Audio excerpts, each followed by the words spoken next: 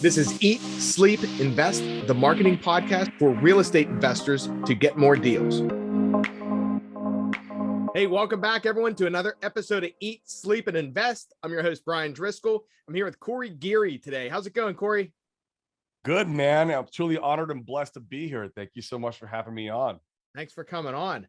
Hey, so we're going to talk about today the novation, the big buzzword out there. Everyone wants to know about the novation. So, hey, Corey, give me a little background. Like what all kind of stuff have you been into, and what's your background? So yeah, I'll just give you a quick synopsis of my real estate journey in a whole. So I got into real estate back in the end of 2016. I was working as a blackjack dealer in one of these casinos out here in Arizona, making decent money. I was able to save up some money while I was working there. You know, you make a lot of money from tips. And I used to watch that show Flip or Flop with Tarek Al-Musa. I think everyone kind of knows that show. And I'm watching the show one night, and I'm there with my girlfriend, who was a part-time blackjack dealer, part-time realtor. And she goes, "Why don't you flip a house so I can list it?" She knew I had some money saved up. And I'm like, I don't know. It's easy enough. Take 20 minutes, make $80,000, right? And running around the neighborhood the next day in my morning run, and I see one of those bandit signs that says fix and flip, buy price 250, ARV 350, or whatever it said. And I stopped on my morning run. I called that phone number, bought that house. Took me 6 months to flip it, and I made $8,000. That was my first deal at the end of 2016. Fast forward a little bit. On my third deal, I bought 4 houses all at once. I had a new contractor that we started using, and he burned us, and I lost $250,000 on that third deal. I lost all my life savings. I lost my 401k money. I lost my previous flip money. And it set me back to zero. And I didn't want to give up real estate. And what I did is I literally went on Google, because I heard all this wholesalers, right? If you have no money, wholesaling's the way. And I Googled how do wholesalers get deals, and Sean Terry popped up. And I went down that rabbit hole and bought his course, and started doing direct mail, putting out bandit signs. And took me a few months. I got my first deal, and sold that deal to the wholesaler I was buying my deals from, made $10,000. And that was like how I went from want to be a fix and flipper to transitioning to wholesaling, and started doing deals here local in my own backyard. I'm here in Phoenix, Arizona, and got to the point where we were doing about 5 to 10 deals a month, give or take. Just doing cold calling. I built a cold call center out of my house. I put a bunch of cubicles in my house, and I hired college kids to come in and cold call for me so I could go out and lock up deals. And did that for about a year and a half. Ended up quitting the casino job while I was doing that, and transitioned into nationwide wholesaling, just because I was part of multiple masterminds, and everyone's talking about their nationwide wholesaling and how many deals they're doing. And I'm thinking like, okay, maybe that's my way to scale, because Phoenix, as we know, is a very competitive market. And so I ended up learning PPC, scaling nationwide. And it was brain damage at first, because, you know, we're getting all these rural leads everywhere. And they're okay, livable houses, but it's like I couldn't wholesale them because it was hard for us to find investors who would buy them. And I was in a mastermind one day, and the guy was doing a presentation, and he was talking about how he made $2.2 million last year, and over $1 million of that was in novations. And that was the first time I heard about it. And that was probably middle of end of 2020. And I was like, oh man. And he was talking about how he's selling these deals on the MLS to retail buyers. And I was like, that might fix my pain point that I was having with my nationwide wholesaling, because I'm getting all those leads and deals that I can't move because of the location they're in. And so I went down the rabbit hole to try to crack the code of novations. I found out of all the people who are doing it in our industry, there's not a lot. There's more now. You know, I'd call them up, pick their brain, pay them for their course if they had one. And the problem was nobody was doing it on a nationwide model. Everyone was doing it like on a local model. And so I took what everyone was doing and kind of compilated my own style on a nationwide model. And that's how I came up with Novation Nation. And it really is just, I mean, been absolutely amazing game changer for our business since the beginning of last year. And so we're doing them nationwide now. It's been absolutely amazing. I would say every 10 contracts we get, 8 of them are novations now. We're a novation company first, wholesale second. And I just love the model. That's pretty solid too. Yeah, because I talk to a lot of people. So I do the digital marketing side. So I hear all the investors, what they're trying to do. And anytime someone comes to me that's an investor, like, hey, I'm doing virtual and I'm doing it national, like, dude. And then they come back in like 3 months, they're like, I couldn't figure it out. I'm like, dude, you just got all these leads. So it's very rare to find somebody that can actually do the virtual, not just local, do it on a national level. You know it's tough, man. When I first pivoted to local to national, I think I had 4 months where I ran deep in the red because I already had a team in place. I had an office now. Got out of my house. We had a little call center in my house. We transitioned out of that into an office. I had all this overhead, and I literally, on the dime, a flip of a dime. I mean, this is the stupidest mistake I made. I went from local to national, turned off my local marketing and turned on national marketing. And I mean, it was a shit show. I ran in the red, and like on the 3rd month, man, I was thinking, like, if I don't figure this out, I'm either going to shut the doors or going to go back to local. And then, you know, by the 4th month, we started getting back in the green a little bit. Deals started closing finally. And it was like, we kind of figured it out a little bit. I mean, it was tough, man. I recommend anybody, if you're going to go national, fine, go ahead and do it, but make it a small arm of your business. Don't make it your main model right out of the gate, because it's tough. It's a whole different business model than your local. And you want to do it very slowly, turn the gas on very slowly. And that's what I teach in my mastermind when people come in, oh, teach me how to do this national wholesaling or novations you're doing. Okay, don't stop doing your local. We're just going to make this a very small arm of your business. Yeah. What are some of the top things that are different than doing local, that like the reason most people are failing? Like, what are some of those top things that are different from local than national? That's a very good question. So first thing is you have to learn how to comp deals in these virtual markets that are not your own market. And buyers, especially investor buyers, are buying at different percentages of the ARVs all across the nation. Like in Ohio, you have to be around 60% of the ARV on an average condition house. Where in Phoenix, man, we could buy a house here at like 78 to 80% the ARV, because our market is just how hot it is and where investors are buying. And so like comping deals is more difficult because you just don't know that market that well. Knowing where investor buyers are buying at their strike price is more difficult because you haven't played there before. You don't know the sentiment of the market. And then finding those buyers is difficult because you haven't been playing there. You haven't built up those relationships. You haven't built up that buyers list. And so when it was so many pain points in the very beginning. And now we've kind of figured it out. We're a lot better at even wholesaling nationwide. You know, we use a platform called Investor Lift that helps out a lot, that has a lot of buyers that they've kind of put in one platform that's helped. We've figured out how to like get in touch with all the virtual buyers in that market via, mostly local realtors. We'll go to like realtor.com, find out all the rock star realtors in that market, call them up, ask them if they have any pocket buyers that are looking for off-market flips, stuff like that. You just got to figure out these little techniques and how to get it in front of buyers in that virtual market. If you're in one market, you've got all your buyers figured out already. It's the reverse wholesaling model. You already know what your buyers want, and you can go out there and just find that product for them very easily and then show it to them. Where when you go virtual, it's not that way. So yeah, you know what? Yeah, that would be way different too. Because you're right. Like you get a deal. Like I'm in Pittsburgh. You get one in Pittsburgh. You got to find the guys in Pittsburgh. But then if you're in Oshkosh, wherever, there might only be 10 buyers. Yeah. Like really low population places, you may get deals locked up and not be able to get rid of them or even know who to deal with. So it's probably a lot of research on that side. It is. It's very disposition heavy, very disposition heavy. And then you get all these rural leads coming in because we do PPC. And in PPC, we were just hitting all the states, kind of like the shotgun approach. and you get all these rural leads, and you have good houses, but they're just in a rural area. And I was like, oh, how do you get rid of this deal? And so, I mean, the Novations really cracked the code and all that. I mean, it solved a very big problem for us. That's good. So for people that don't know, explain what a novation is, and we'll jump into it.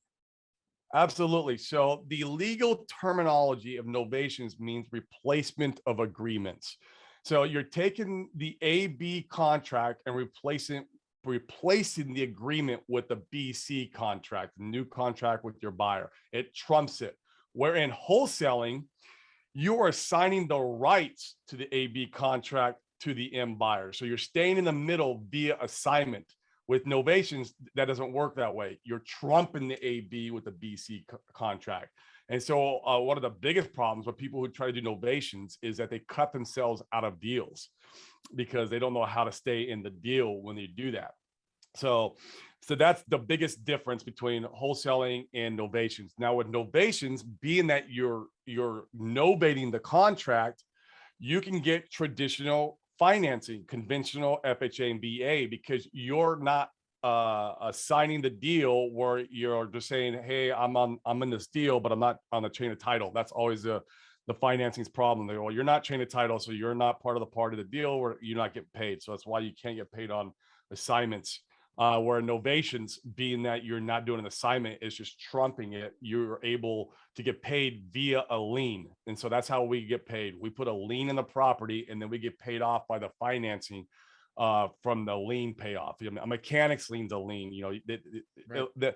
A mortgage is a lien. Lenders will always approve a lien payoff, and so that's how we get paid on novations.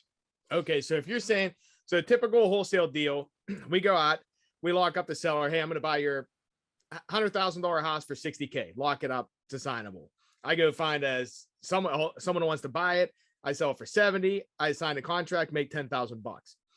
In this case, you're saying we find the seller, we get that under contract still, but then you're saying we would have a contract with the buyer also. So we're in the middle. There's two contracts. There's two contracts. That is absolutely 100% correct. In the new BC contract replaces the AB contract, and that's what the new BC contract is, what all the title work is transacted off of. That's what the financing is transacted off of, and so that becomes the main contract now. And so that's huge too, because normally with wholesale you need cash buyers. So you're saying if we can do it this way, pull in, like 99% of the population is not an investor; they're normal people.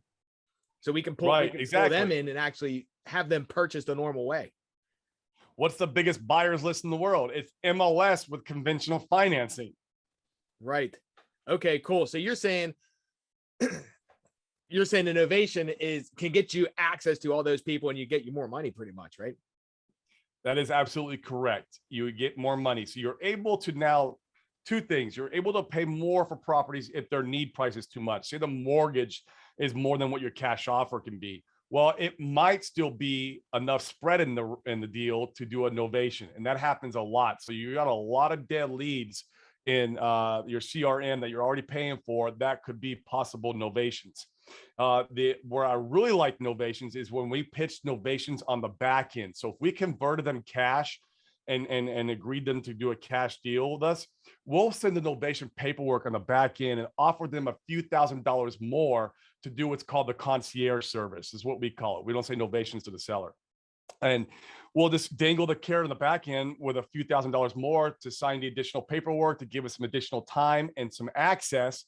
And then the seller can net a little bit more money, and then we make a lot more money, because those are where our biggest spreads come from, like $70,000, $80,000, because you just got a wholesale deal novation. So it's great. Yeah. So you're saying you lock it up under, say, that $60,000 deal I was talking about. It's like, okay, I buy it for 60, but I also say, hey, you know what? We could probably get you 65 grand. And then a novation, we're also telling them too, hey, we're going to handle anything that pops up. Right? Is that what normally people do? We're gonna handle everything. So you handle all the realtor fees, the title fees, you handle all the walkthroughs, you handle the inspections, the appraisers, you're gonna do the inspection repairs. Now, little nugget here on the inspection repairs, you can do a buyer credit to conventional financing. Where if it's FHA and VA, you have to do the repairs yourself. So most of our deals that we're doing are conventional financing because of that. So the only time we do FHA and VA is if it's in a rural area and we really have to open up a buyer pool. Okay, gotcha. So we're telling them, okay, we can get you 75K or something. We'll handle all the repairs, or we can give you 70 cash. And then that allows the wholesaler to go and market it to the masses. In this market, you're going to create a bidding war, things like that, and then bid it up. We do. Yeah. And it's Yep. less work on the dispo side, right? It depends how you look at it. As far as paperwork is concerned, and it's actually it's more work because you're dealing with all the realtors, you're dealing with all the brokers, the paperwork that's coming in. You got to deal with the inspection process. You got to deal with the appraisal process. So you got to know how a retail transaction works. Where in wholesaling, you assign it, and once it's assigned, EMD's in. There's no inspection. It's all like the deal's kind of done until it closes. You gotta think almost like a brokerage on the back end. Now, if you're using local realtors in that market, they help you along that process. So that's what we do now. And if you're also using a good transactional company, they also help you. So as far as finding the buyer, yes, it's easy. But as far as the paperwork and the transaction is concerned, there's a lot more to it. That makes sense. It's almost like wholesaling is like the Wild West, and then doing this way, you're getting into the corporate America. That is absolutely 100% correct. Yeah. So, okay, that makes sense. So pretty much everybody wholesaling should have this in their back pocket though, right? Absolutely, man. I mean, I think you should have multiple tools in your tool belt. I mean, Novations is a great way to, be able to monetize your dead leads where it didn't fit the cash offer model. Or just make more on the back end, than you would at wholesaling. I mean, if you're only a one-trick pony, you're just not going to make it in this industry these days, and especially with the uncertainty of the market in the future. I mean, we're going to be doing some more seller financing in the future. I mean, you need to have multiple tools in your tool belt, in my opinion. That's true. Yeah. Because every seller is different too. Like if you're truly obviously we're trying to make money, but we're also trying to help them solve their problems too. And everyone has different problems. Like some people, like you said, owe too much on their mortgage. If you can be creative, find other ways, you can turn something that's not a deal into 30 grand in your pocket, things like that. Absolutely. You sure can. Yeah. So yeah. So that's interesting. I know a lot of people are getting into that. What do you think the number one mistake people are making when getting into dealing with novations is? The biggest mistake is not having the paperwork in order. If you don't have your paperwork in order, the correct paperwork, you will cut yourself out of a deal, or it will just be you hold yourself with a lot of liability. Like I'll give you an example. So there's a guru who teaches novations, and he teaches use a power of attorney and to collect the proceeds at the sale of when the property closes. The wholesaler collects the proceeds and it distributes the proceeds to the homeowner.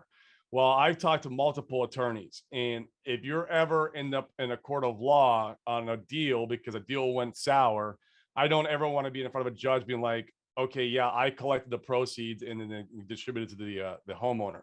So you got to be careful on how you conduct the novation transaction, because there's a very ethical way to do it, and there's kind of an unethical way to do it. So you got to be careful with the paperwork and careful not to cut yourself out of a deal. I've heard about wholesalers cutting themselves right out of the deal where that BC contract trumped the AB when title companies is now transacting off the BC. They completely lost the contact with the wholesaler. They cut himself out of the deal, so now they're transacting the deal and they're in contact with the homeowner, and they close it, and the wholesaler never gets paid. So the paperwork is imperative. So either get with a good real estate attorney. There's a lot of them out there that can help you draft up this paperwork, and that's what I did. Or find someone to lean upon, and get their paperwork. So there's the two ways. Just be very careful on the paperwork side of things. It's imperative. Yeah, and you're right too on the ethics side, because if you're getting involved with power of attorneys, things like that, it's like, so I was talking with the guy, they're doing novations. He said at closing, I don't want to be the guy signing at the closing when I'm the guy getting paid. Also, it's like we need somebody else, maybe someone in our office or something like that, that's not getting the big check, just different legal things that normal people wouldn't think about. We avoid it altogether. We have the homeowner sign the final deed. Homeowner signs the final deed. Homeowner gets their proceeds at closing. We get our proceeds via the lien. And that's all it is. And we don't use a power of attorney anymore. We used to back in the day when we first started this. That's the way we did it. But I've got my attorneys and talked to them multiple times, paid them a lot of money, of course. And now we use what's called an attorney in fact. So now we don't have power of attorney over the real estate anymore. All we're doing is get authorization to sign the listing docs and sign any offers coming in. So we only have control over the listing and the offers, not the actual real estate. So that separates our liability. It's very important. And because that's what everyone else is teaching it the other way. And I'm telling you, when this blows up, when Novations goes really big, when we start, everyone's doing Novations, there's gonna be some bad actors out there who's gonna screw it up. And it's just gonna cause problems. So just be very careful on how you transact the deal. And so we don't use the power of attorney no more. We don't do that. For one, it scares the homeowner. You know, it threatens them. And for two, it just adds too much liability on our plate. Yeah, and that anyone listening, that's a huge point there. Because if you're getting into this space, you may not even know the liability you're taking on and then find yourself in a legal issue. Like it just different things, getting into power of attorneys, things like that. And Corey, so you help people with this kind of stuff too. So, right? Absolutely. We have a mastermind where I hold people by the hand and teach them how to do novations and obviously nationwide wholesaling too. And then using PPC as your main marketing strategy is what we do in our business right now. And so we have the mastermind and we'll actually JV with people. We'll teach you step-by-step how to do the deals. And then we also have a course. The course is Novation Nation. And it's just a one-off course with a bunch of videos, me teaching you the right way how to do novations with the correct paperwork, which is the most important part. Like I can't emphasize that enough because problems happen in this industry because of disclosures and the wrong paperwork. You got to be very careful about those things. Yeah, and that's huge too. The course is worth it just to get the contract, just to get the paperwork. Just to get the paperwork. Absolutely. Yeah. Or if you don't want to do that, get a good attorney. There's so many good, that's what I did. I paid thousands and thousands of dollars to have my attorney draft up the right paperwork, right? You know, you can get a good attorney and do it that way. Yeah. Or you already spent the money. We just give you $1,000 or $2,000. If we get that's what I do. Right. I've already spent the money. Yeah. Right. And it works well. We do it nationwide. We do it in almost every single state. Now, there are some states that you have to be careful in still, like Illinois. You want to use transactional funding when you close a deal and double close that deal because you want to take title, not because of the funding issue, because of the state issue, the state laws. And so there are a couple states, Illinois, Oklahoma, that you just got to be, careful about. So we have a transactional funding guy in place. He'll fund any of our deals for 1 point. I mean, so if the deal closes, it's say the deal is $250,000. $2,500 goes to him to use his money, and we're in and out of the deal like in hours. Yeah, that's good info. So, hey guys, we're almost out of time. Did we miss anything there? We pretty much covered top level, right? Kind of the 30,000 foot overview of Novations. That is correct. Yeah. So, if anyone wants to reach out to you, what's the best way for them to connect with you? Best way, man, is Facebook. Corey Geary. You hit me up there. I'll actually respond to my DMs there. I don't have like VAs on there or anything. And then we have Instagram too, which is the Corey Geary.